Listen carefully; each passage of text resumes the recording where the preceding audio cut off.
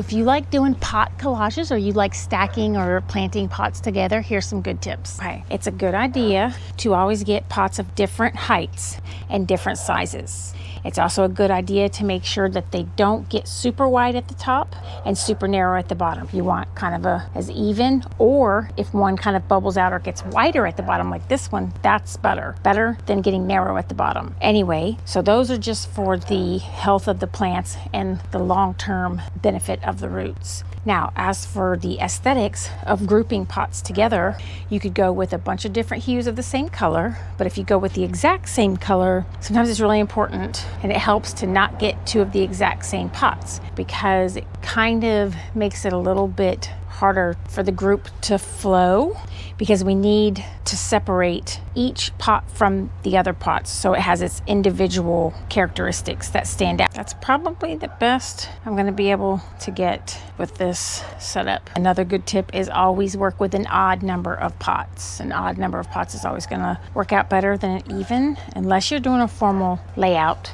Odd number of pots is the way to go. So now it's just a matter of distributing the plants in a way that looks good. And I snare just popped right out.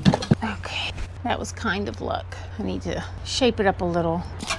So I'm just breaking the soil up with this knife so it can fall down the sides because the roots are kind of holding it together. I like to move it to the back of the pot so I could put something else in front. So I'm using my knife to kind of carve out a section so I can tuck something in here. This is how I get the petunia out. I just use the knife and I get the perfect little carve. Then planting it right here. Then I'm going to put this kale here side, or maybe some impatience from this because I've got to separate this too. Maybe I'll do that. Use my knife to carve something out of here. Then I fill in all the gaps with mulch. This is very fine shredded mulch, so it does a good job of filling in and amending the soil. So kale, super cute kale.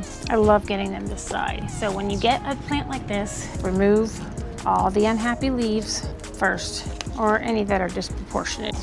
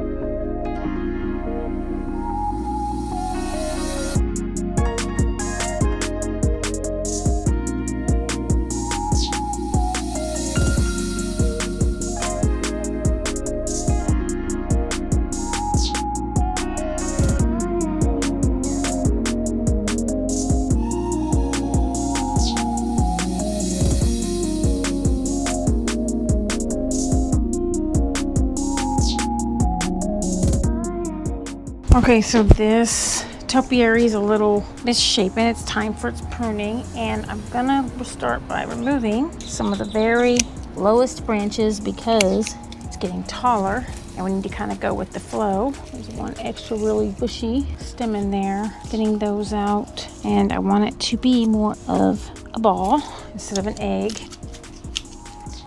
That one, this one.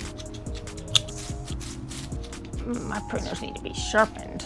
I lost my sharpener somewhere. Normally I sharpen them every week at least, sometimes daily, depending on what I'm doing, but I haven't been able to sharpen them in a week or so at least. It's showing. Okay, so on this side, it's definitely a better shape than it was. This is the front. Okay, And I think that's it for this. Okay, that's probably getting overwatered. I'm gonna cut those out. But the impatiens look really pretty. And that kale from last year looks really pretty.